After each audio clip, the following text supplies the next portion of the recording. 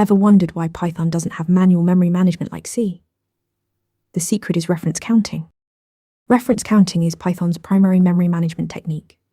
Every object in memory has a counter that tracks how many references point to it. When you assign an object to a variable, the count goes up.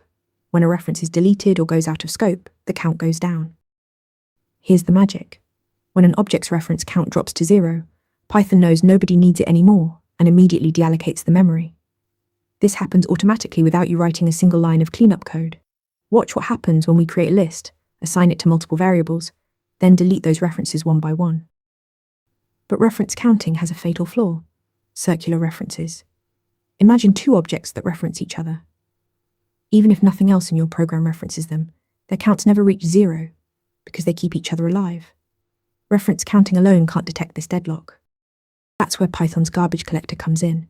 It periodically scans for groups of objects that reference each other but are unreachable from the rest of the program. The collector breaks these cycles and frees the memory. So Python uses both reference counting for immediate cleanup and garbage collection for circular references.